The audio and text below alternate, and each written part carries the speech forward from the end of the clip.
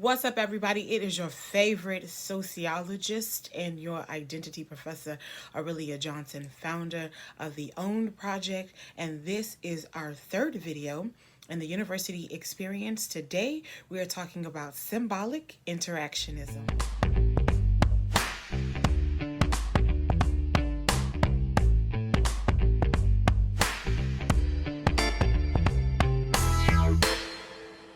Interactionism is the third sociological paradigm. Unlike structural functionalism and conflict theory, symbolic interactionism is a macro level perspective, which means that it looks at small groups, individual interactions in everyday society. Now, the key concepts in symbolic interactionism is actually even in the title itself.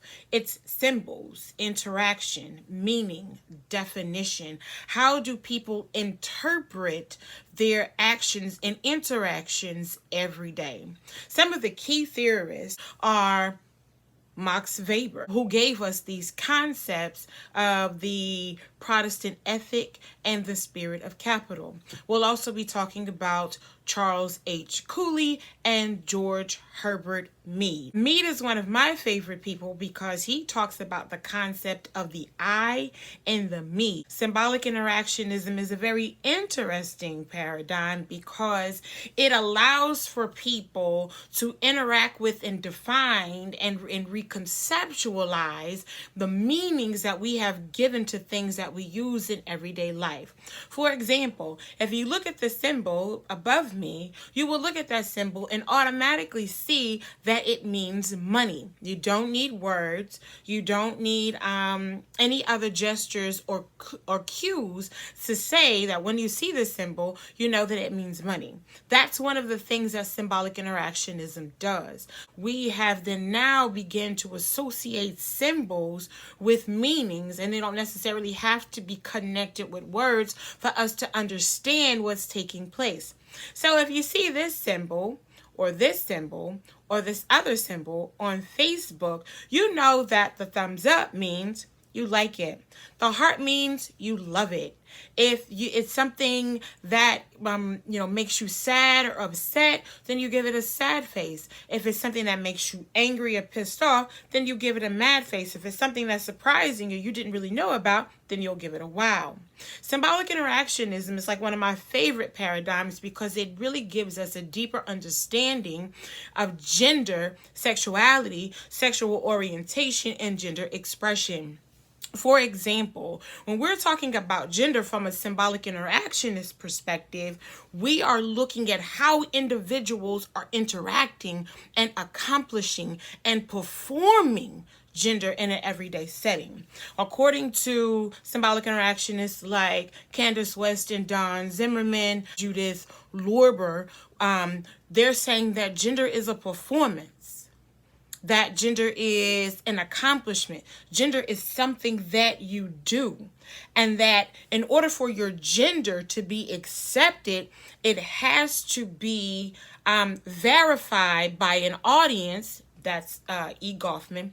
And then once the audience verifies or validates your performance as a gendered person, then you can continue to do gender.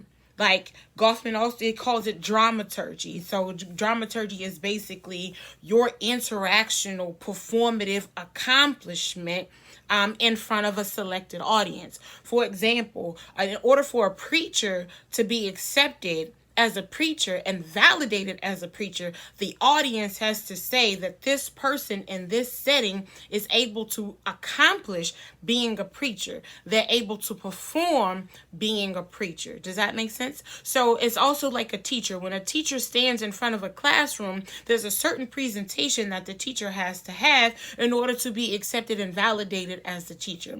The same way with a woman. In order for a woman to be considered and accepted and validated as a woman, she has to, in a particular social arrangement, have to present herself with these feminine qualities. If she does not present herself with feminine qualities, then her gender is then called into question.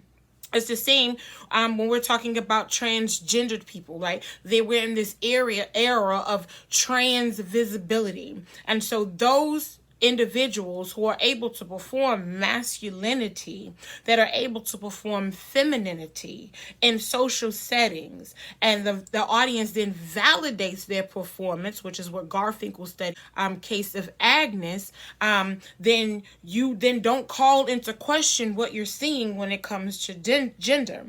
The problem lies when we're talking about interactions with people is when people they do not validate or are unable to validate the performance that they're seeing. Then there's some type of conflict that happens between what the audience is seeing and what the social actor is then projecting.